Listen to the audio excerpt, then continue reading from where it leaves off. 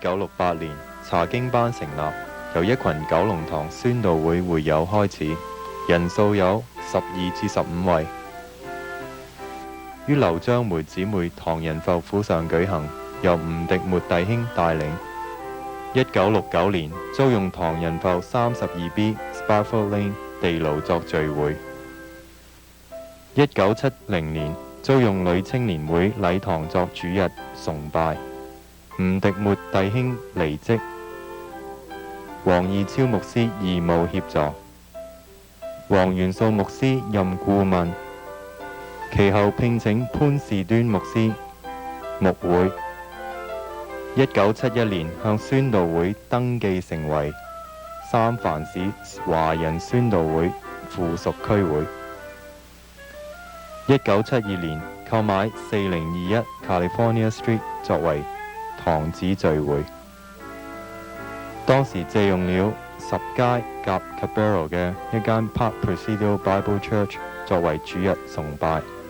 本會向政府登記為非牟利團體及教會行政獨立。979年1月，潘牧師離職到溫哥華宣道會工作。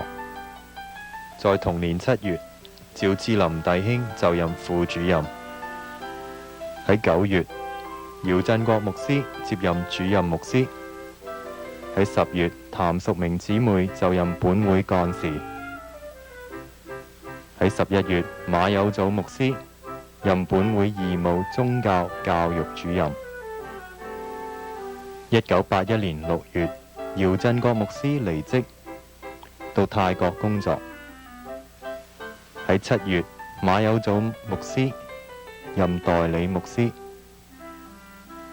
喺8月，早堂崇拜全用英語。1982年，從2月至7月，曹慧基弟兄開始在本會作青年工作實習。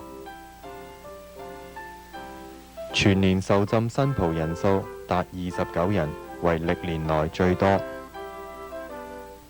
1983年8月，譚淑明幹事兼任本會基教主任，購買了23街夾 Vicente 街嘅一間油站，作為新堂嘅堂址。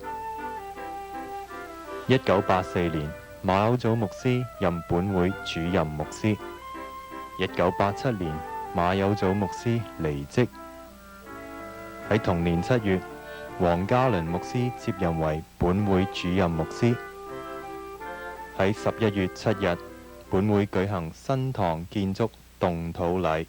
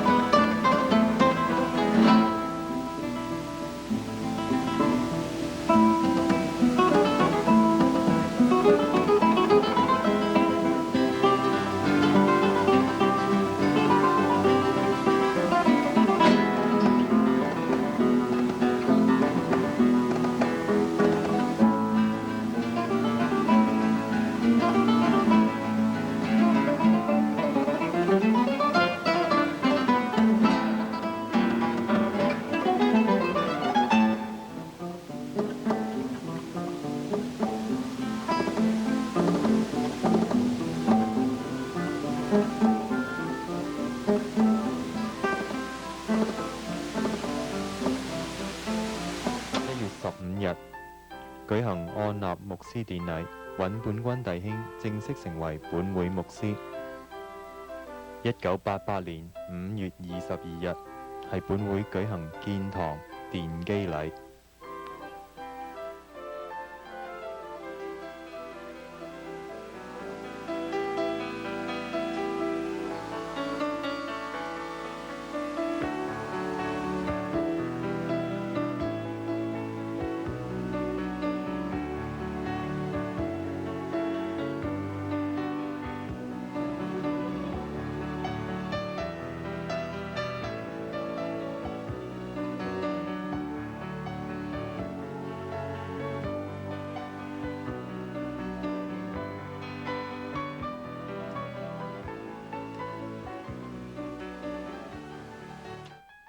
1989年4月，本會獲市政府發給新堂入伙紙。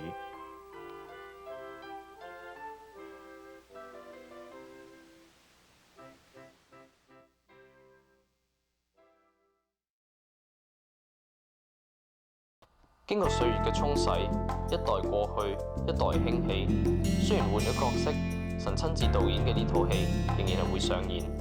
喺唔同嘅時間，佢仍然呼召佢嘅信徒，包括你同我，去參與佢導演嘅呢套戲。